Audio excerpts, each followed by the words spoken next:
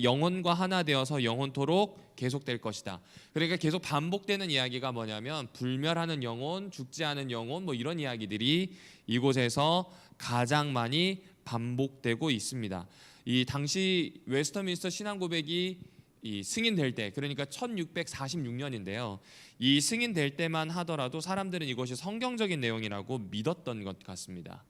그런데 늘 하나를 주장하면 그 주장에 반대되는 이야기들과 반대되는 것들을 찾아내는데, 그 사람 중에 하나가 누구냐면 이 헤르만 바빙크라고 하는 사람입니다. 이 헤르만 바빙크를 잘 기억해 두셔야 되는 게, 웨스터민스터 신학은 개혁주의라고 했잖아요. 개혁주의 신학의 거부입니다.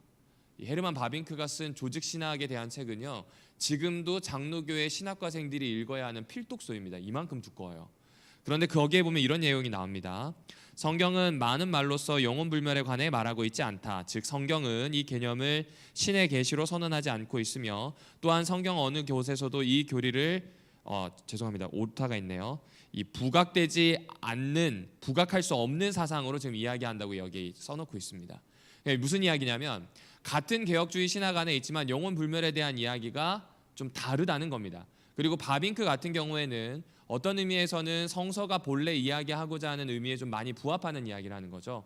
영혼 불멸에 대한 건 사실은 찾을 수가 없다는 거죠. 그리고 바빙크의 그 기록 후반부에 보면 뭐라고 되어 있냐면, 초기 기독교회가 그리스 혹은 로마 헬레니즘을 쫓아가게 되면서 플라톤이 이야기했던 불멸하는 영혼에 대한 이야기, 이데아에 대한 이야기를 너무 빨리 받아들인 것도 이유가 되지 않을까라는 이야기를 한다. 뭐 이렇게 합니다. 그러니까 간결하게 얘기하면 이들이 가지고 있는 신앙 고백에서 이야기하는 영혼 불멸이 사실상 성경에 있는 이야기인가라는 것을 그 개혁주의 신학자들 안에서도 여전히 질문을 하고 있다. 이 부분을 좀 소개시켜드리고 싶었습니다. 자, 그러면 이들이 이야기하고 있는 영혼 불멸과 관련되어 있는 본문들을 한번 보실까요? 여러분이 잘 알고 계시는 부자와 나사로죠. 누가복음 16장에 나옵니다. 너무나 잘 알고 계시는 이야기입니다. 부자의 상에서 떨어지는 걸 먹고 있던 나사로, 얼마나 몸이 약하고 가난했던지 이 개가 와가지고 나사로의 이 살에 헌대를 핥을 만큼, 그걸 뿌리치지 못할 만큼 힘들어하다가 결국 죽게 됩니다. 그런데 이 나사로는 아브라함 품에 있고요. 부자는 후에 죽은 다음에 지옥에 가게 됩니다. 되게 뜨거웠나 봐요. 이 나사로를 안고 있는 아브라함에게 이야기해서 나사로로 하여금 물 한 방울만 찍어서 자기 혀에 닿게 해달라는 이야기를 하는데 그럴 수 없다. 뭐 이런 이야기를 하죠. 그래서 요청합니다. 나사로를 보내서 내 형제들에게 이야기해서 나와 같은 결과를 갖지 않게 해달라는 이야기를 하니까 그것도 그럴 수 없다. 뭐 그러면서 끝나는 이야기입니다. 이것만 보더라도 죽은 후에 지옥과 천국에 대해서 이야기하는 거 아닌가? 이건 영혼 불멸에 대한 이야기 맞지? 이렇게 이야기하고 있죠. 그런데 여러분, 성경을 좀 잘 읽어야 되는데, 여기 나오는 이 이야기는요, 사실상 돈을 사랑하는 바리새인들에 대한 비판을 담고 있습니다. 그러니까 돈을 사랑하는 바리새인들은 지도자층인데 이들은 잘 먹고 잘 살아요. 그러나 이들을 따르고 있는 사람들은 바리새인들이 만든 수없이 많은 법에 얽혀서 제사 한 번 제대로 지내기도 어렵고 신앙을 하면서 11조 하나 제대로 드리기도 어려운 상황이라는 거죠. 이제 그거를 혹 꼬집어서 이야기하고 있는 겁니다. 그리고 예수님은 지금 자신의 사역을 변호하려고 하는 면도 있습니다. 여러분, 예수님한테 뭐라고 했냐면 세리나 죄인들이랑 왜 먹고 사냐 이거죠. 이건 좀 아닌 거 아닌가요? 이런 이야기를 합니다. 방금 이제 안교에서도 기복신앙을 다뤘었는데 이 당시가 딱 그랬습니다. 하나님이 축복한 사람은 부자고요, 하나님의 저주를 받은 사람은 가난한 사람입니다. 따라서 가난한 사람은 상종해서는 안 되는 겁니다. 그런데 그 당시의 경제 구조로 보자면 이거 말도 안 되는 이야기입니다. 여러분, 지금은 우리가 은행에 돈을 맡기고 뭐 때로는 필요하다면 돈을 가지고 투자해야 된다는 생각을 가지고 있습니다. 자본주의 안에서는 그게 당연하죠. 그런데 이 당시에 있던 유대인들의 주 산업이 무엇이었냐면 농업과 가내 수공업입니다. 농업은 실제로 농사를 지어서 수확을 얻는 거고요. 가내 수공업은 이 예루살렘 중심으로 했을 때 성전에 바쳐질 물건들을 직접 만들어야 했기 때문에 그렇습니다. 이들에게 금융업은 처음부터 가지고 있었던 게 아닙니다. 유대인들이 금융업을 가지고 왕성하게 움직이던 때는 세계 1차 대전이 일어날 그 즈음 시기입니다. 그러니까 이때만 하더라도 금융업에 대한 이해가 현저히 떨어지던 때였죠. 그런데 로마는 금융업이 발달되어 있었습니다. 그러니까 지주들이 들어와서 유대인들을 괴롭히기 시작을 하고요, 말도 안 되는 이자를 갚으라고 이야기하기 시작합니다. 근데 유대인들은 전혀 그런 지식이나 대비가 되어 있지 않기 때문에 당할 수밖에 없는 상황이었어요. 따라서 이거는 사회 구조의 문제지 하나님이 축복하지 않으셔서의 문제가 아니라는 이야기입니다. 그 이야기가 부자 나사로에 나오는 이야기이죠.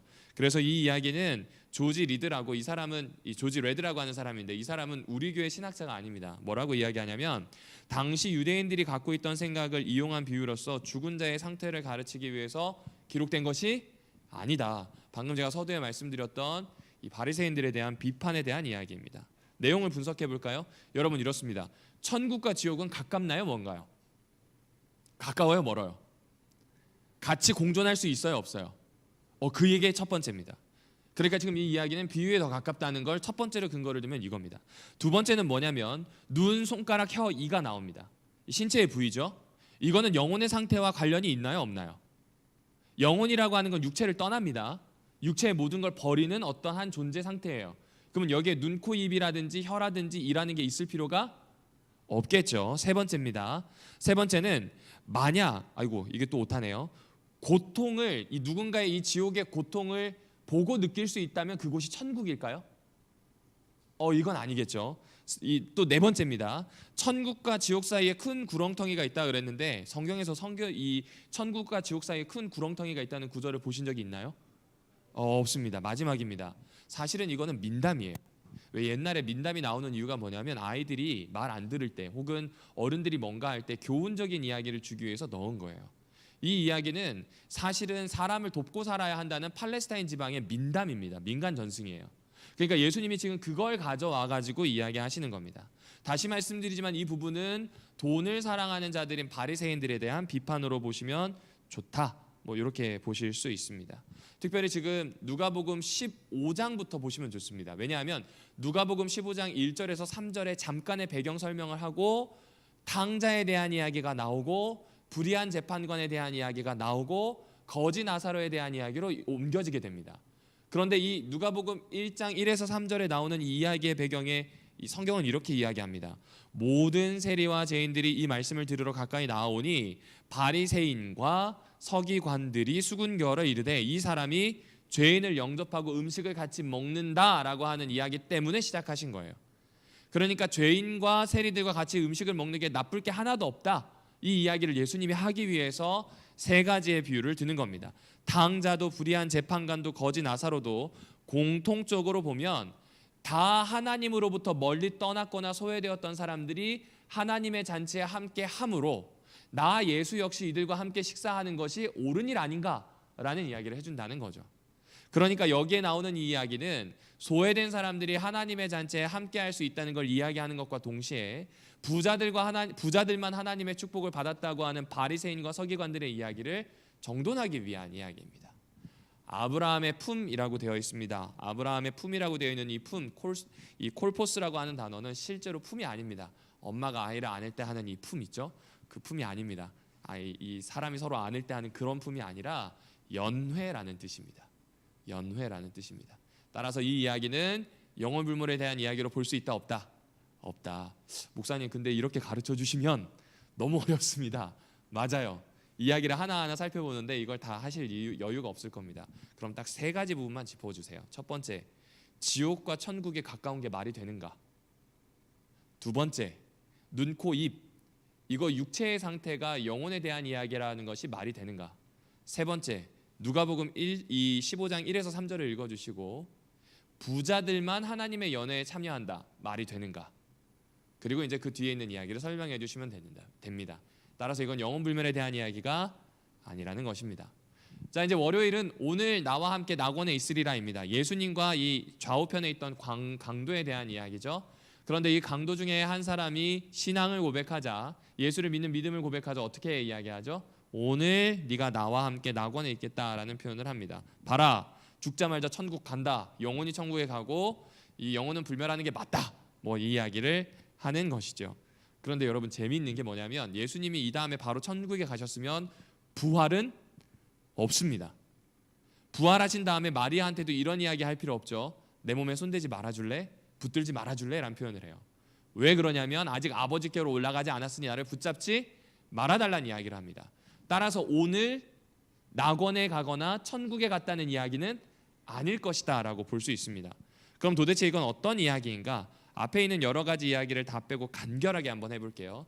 윌슨이라고 하는 신학자가 있는데 우리 이 교단에 있는 서든 대학교에 있는 신약학자입니다. 이분이 누가복음과 사도행전을 주로 연구하시는 분인데 한참 연구하시다가 누가복음과 사도행전에 오늘이라고 하는 이 헬라어 단어 있죠. 요것만 연구를 해봤대요. 그랬더니 누가복음과 사도행전에 총 20번이 나온답니다. 누가복음과 사도행전은 누가가 썼기 때문에 누가행전이라고도 많이 부릅니다. 그런데 이 20번 나오는 이 오늘이라고 하는 표현을 문법적으로 접근합니다. 이게 참 재미있죠. 여러분, 아버지가 방에 들어가신다와 아버지 가방에 들어가신다. 이게 문법적인 차이입니다. 어디에 방점을 두거나 띄어 있고 어디에 의미를 두느냐에 따라 달라지는 거죠. 오늘 낙원에 들어간다라고 하면 오늘 낙원에 들어가는 거예요. 그런데 만약에 이게 내가 너에게 이르노니 오늘 그리고 낙원에 들어간다라고 하면 오늘 너에게 이야기하는데 넌 낙원에 들어갈 거야 라는 표현으로 좀 달라지게 되는 거죠. 그 표현이 어느 게 맞는지를 찾아봤어요. 그런데 오늘이라고 하는 20번의 모든 용례가 뒤에 나오는 동사와 함께 짝을 이루지 않고 앞에 나오는 동사와 짝을 이루더래요. 그리고 그걸 표시하기 위해서 제가 여기에다 해놨는데 오늘이라고 이 쉼표를 하나 붙여놨잖아요. 헬라어에도 똑같이 그렇게 되어 있습니다. 오늘에 찍혀져 있습니다. 이건 뭐냐면 뒤의 내용과 상관없이 앞의 내용과 연결된다는 겁니다. 내가 진실로 진실로 말하노니 오늘 콤마 낙원에 있으리라. 헬라어 원역에 이렇게 되어 있거든요. 그런데 이거를 대부분 다 오늘 낙원에 있을 거라고 뒤에다 붙이는데 사실은 앞에 내가 진실로 진실로 오늘 너에게 말하노니라고 읽어야 된다는 겁니다. 너무 간단하죠? 그러니까 오늘 당장 낙원에 간다는 게 아니라 약속을 오늘 한다는 이야기예요. 아주 간단하죠. 그 이야기인데 계속 영혼불멸과 관련된 걸로 읽다 보면 그리고 그쪽으로 빠르게 가고 싶어하는 결론에 이르면 오늘 낙원에 가나 보다 이렇게 생각한다. 보아주시면 될 것 같습니다. 실제로 낙원이라고 하는 단어를 조금 더 설명을 드리면 그렇습니다. 누가복음 23장에도 나오고 고린도후서 12장에 보면 3층 하늘에 가서 낙원에 갔던 바울의 이 계시 경험에 대한 이야기가 나오고요. 그리고 계시록 7장에 보게 되면 생명나무의 열매를 주어 먹게 하는 곳에 대한 이야기가 나옵니다. 그런데 이게 다 죽음 이후에 불멸의 몸을 입고 가게 될 곳이라고 하는 게 더 맞다는 겁니다. 재림 이후에 일어나는 일들이라거나 새하늘과 새 땅에 대한 이야기로 많이 보시는 게 맞지 이것이 지금 당장 일어나는 일로 설명하지 않는다. 이렇게 이해해 주시면 됩니다. 그러니까 거지 나사로의 이야기는 다시 한번 말씀드리지만 이것은 비유를 들어서 부자들을 비판하기 위한 예수님의 기록이었고 지금 여기 나오는 오늘 낙원에 나와 함께 있겠다는 건 해석을 좀 잘못했다는 거죠. 오늘 바로 낙원에 간다는 게 아니라 오늘 약속하는데 낙원에 갈 것이다. 이 이야기를 해준다는 겁니다. 자, 그리고 이제 화요일은 이 세상을 떠나서 그리스도와 함께라고 하는 겁니다. 이 빌립보서에 나오는 이야기죠. 빌립보서에 나오는 이야기를 잘 보시게 되면 이런 이야기가 나옵니다. 바울이 자기가 죽는 것이 더 나을 수도 있겠다는 표현을 비슷하게 해요. 내가 죽어서 빨리 아버지의 품에 가고 싶다는 그런 이야기를 합니다. 그러니까 이 이야기를 보면 영혼 불멸이 맞다. 죽자마자 바로 가니까 쉬기 위해서라도 바로 가야지 이렇게 해석을 한다는 거죠. 그런데 이 이야기는 그런 이야기가 아닌 거 너무나 잘 아실 겁니다. 여러분 빌립보서 1장 24절을 오늘 보실 수 있으면 지금 펼치면서 들으셔도 좋습니다. 빌립보서 1장 24절 전후 문맥을 읽어보시면 이 이야기가 자신의 죽음을 강조하기 위한 게 아니라 자기와 빌립보 교인 간의 관계를 강조하기 위한 겁니다.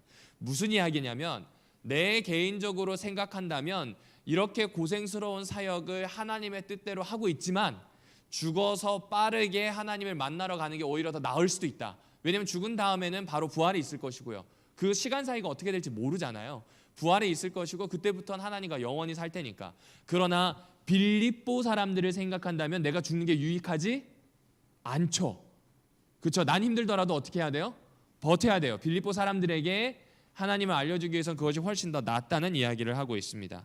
그러니까 이 이야기는요, 바울이 죽음 이후의 삶이 아니라 그가 당할지도 모르는 순교에 대한 유익에 대한 이야기입니다. 이 리서치라고 하는 이 커멘터리가 있습니다. 주석이 있는데 이 주석의 기능이 뭐냐면 논쟁적인 여러 이 내용들을 쭉 모아준 겁니다. 제가 찾아보니까 빌립보서에 관련되어 있는 논쟁이 총 25가지입니다. 그런데 25가지인데 이거를 크게 두 가지로 나눌 수가 있어요. 크게 두 가지로 나누면 어떻게 되냐면, 첫 번째는 방금 이야기한 것처럼 바울의 순교가 유익한가 아닌가에 대한 이야기로 있는 것이고요. 다른 하나는 죽음을 바라고 있는 바울과 죽음 이후의 삶에 대한 이야기로 끌어가게 됩니다. 그런데 양쪽의 주장에서 첨예하게 갈라지지만 하나는 분명한 게, 문맥적으로 읽으려고 시도한 학자들의 결론은 여기에 있다는 것이고요. 자신들이 가지고 있었던 기존 교파와 신학에 대한 방어를 위해서 읽는 사람들은 영혼불멸로 가더라고요. 흐름이 그렇습니다. 그러니까 문맥적으로 읽게 되면, 간단하게 표현하면 바울의 순교가 어떤 부분에 더 유익한가? 빌립보 사람들에게 더 유익하다. 그 이야기를 해주는 것이지, 부활이나 영혼불멸에 대한 이야기와는 사실 큰 관련이 없다. 이렇게 보아주시면 되겠습니다. 자, 이제 수요일입니다. 요게 참 어렵습니다. 요거 진짜 어렵습니다. 이건 정말 어렵습니다. 왜 어렵냐면, 이 이야기가 그래요. 베드로서에 나오는 이야기를 가지고 그대로 온 건데, 예수님이 죽으셔서 음부에 가셨어요. 그런데 음부에 가신 예수님이 이 지옥에 가서 어떻게 하냐면, 노아 때 하나님을 거절하고 죄를 지었던 사람들에게 복음을 선포하세요. 그리고 다시 이들이 하나님께 돌아올 기회를 준 것처럼 이야기하는 그런 내용으로 볼 수가 있다는 겁니다. 자, 그런데 이 이야기를 만약 그렇게 해석을 하게 된다면, 개신교가 그토록 탈출하고 싶었던 가톨릭의 이야기를 그대로 가지고 오는 겁니다.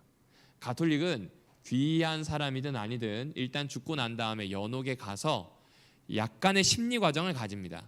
연옥은 심리 과정 플러스 보상 과정이 있을 수 있는 겁니다. 무슨 이야기냐면, 연옥에서 조금만 행동을 잘하면 천국을 갈 수 있고요, 아니면은 지옥으로 가게 됩니다.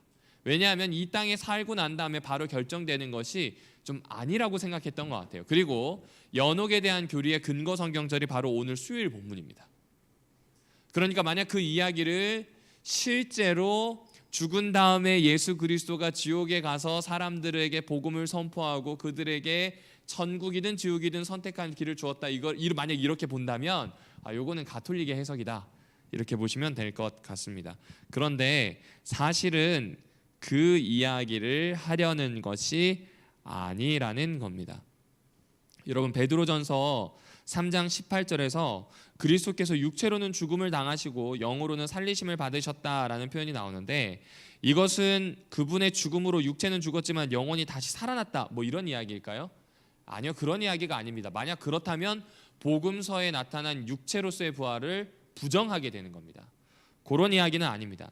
사실 이 구절을 이해할 때 역시 좀 어려운 건데, 부정시제라는 헬라어의 독특한 시간 방식을 이해해야 합니다. 그 부정시제를 가지고 읽게 되면 이 내용은 이런 거예요. 부정시제는 정해지지가 않았다는 거예요. 시제가 현재, 미래, 과거 중에 어떤 것이 아직 정해지지 않았다는 얘기거든요. 그러니까 예수께서 하시는 사역이 그냥 지금 이 1세기 팔레스타인 지방에서 있었던 요 이야기가 아니라, 노아 시대 때까지 어떻게 움직여지는지에 대해서 베드로 나름대로의 정리한 신학을 이야기해 주는 겁니다. 조금 더 쉽게 표현하면 이런 겁니다. 그리스도께서 성령을 보내셔서 노아 시대에 복종하지 않는 자들에게 설교하셨다. 이것이 바로 부정시제에 대한 이야기입니다. 그분이 어떻게 그 시절까지 커버하실 수 있는가, 어떻게 구약까지 복음을 전하시고 함께 하실 수 있는가, 그것은 성령을 보내셔서 그 일을 하셨다라고 하는 그 이야기를 지금 베드로가 해주고 있는 겁니다. 사실은 여기에 대해서도 사실 여전히 논쟁적인 부분입니다. 그런데 재림교회가 가지고 있는 성경 해석은 성경의 문맥을 보고 그 문맥에 맞추어서 의미를 결정하는 데 더 많은 방점을 둡니다. 이게 이 재림교회 정경신학이라고 하는 책에 나옵니다. 그렇게 보자면 이거는 확실히 성령을 보내셔서 노아 시대 때에 사람들에게 복음을 선포하고 돌아설 수 있는 기회를 주었다라고 보는 것이 훨씬 맞다는 겁니다. 그럼 여기에 나오는 옥은 뭡니까? 연옥 아닙니까? 아니면 지옥 아닙니까? 라고 하는데, 헬라어 본 단어는 그냥 감옥이에요. 용례도 감옥이고 그냥 감옥입니다. 뭐 하데스라든지 아니면 뭐 이 구약에 나오는 수올이라든지 이런 단어가 아니라 그냥 감옥입니다. 신약에서는 육체의 감옥과도 같다. 이것은 무엇이냐면 대부분의 육체에 대한 이야기는 하나님을 거절하거나 예수 그리스도의 자유케 하는 복음을 묶어둘 수밖에 없는 세파와 인간 성정에 대한 이야기들을 할 때 육체의 감옥 뭐 이런 표현들을 쓰거든요. 좀 많이 어렵죠. 실제로 그렇습니다. 그 내용이 지금 여기에 담겨 있다라고 보시면 좋을 것 같습니다. 따라서 이 부분은 해석할 때 겸손하게 이렇게 얘기하시면 됩니다. 루터도요 가톨릭을 거절하고 완전히 나와서 이 개신교를 일으켰던 사람이잖아요. 이 부분을 해석하는 걸 솔직하게 고백했어요. 안 된다, 해석이 너무 어렵다. 그리고 여전히 현대 신학자들도 이 부분에 대해서 명확한 해석이다라고 결론을 내리지 못하는 부분이 많습니다. 그러나 정경신학, 성경에 있는 문맥으로 보자면 이 옥은 지옥이나 연옥에 대한 이야기가 아니라 실제로 감옥에 대한 이야기고, 육체를 감옥으로 표현하는 신약 저자들의 이야기를 보게 되면 하나님을 거절하거나 하나님과 함께할 수 없는 세파와 성정에 대한 이야기들, 혹은 그런 사조와 분위기에 대한 이야기들로 볼 수 있다는 것이다. 그리고 예수 그리스도가 죽은 후에 지옥에 가서 복음을 선포했다고 하는 이 내용은 영으로서 부활했다는 표현이 자꾸 나오는데, 그렇다면 예수 그리스도가 3일 후에 부활한 육체로서의 부활을 거부하는 행동이 된다. 따라서 이것은 사실상 예수 그리스도가 구약 시대에도 여전히 성령으로서 성령을 더불어서 활동하게 하셨다는 이야기로 보는 것이 현재까지는 그나마 가장 근사 가까운 이야기다라고 이야기해 주시면 될 것 같습니다. 이제 오늘의 마지막 이야기입니다. 계시록 6장에 나오는 제단이죠. 제단에 이런 이야기가 나오죠. 제단에서 신원하는 영혼들에 대한 이야기가 나옵니다. 예수를 쫓다가 혹은 하나님을 쫓다가 죽은 영혼들이 제단에서 신원합니다. 일단 여기에서부터 이것을 영혼불멸로 해석하기 어려운 근거를 발견하게 됩니다.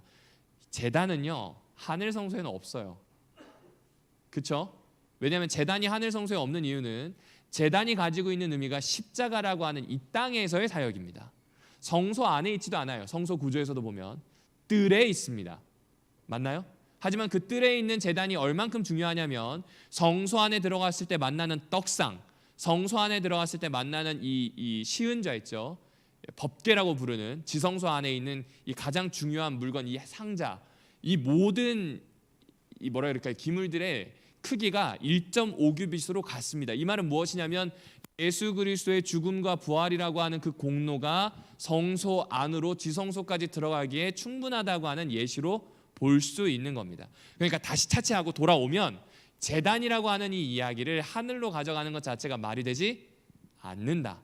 두 번째는 죽은 영혼들에 대한 신원인데요. 이걸 문자적으로 읽었는데 사실은 이 문자적으로 읽을 말이 아닙니다. 제단은 희생제물들을 드리는 번제단을 의미하는 것이고요. 그 제단 아래에 있는 이 푸시케라고 하는 것은 죽은 영혼들에 대한 이야기입니다. 진짜 살아있는 영에 대한 이야기라면 푸니마를 씁니다. 헬라어로요. 근데 여기에 나오는 푸시케는 죽어버린 생명들, 영혼들, 특별히 영혼들이라고 하는 이거는 그 당시에 이디엄, 관용적인 표현일 뿐입니다.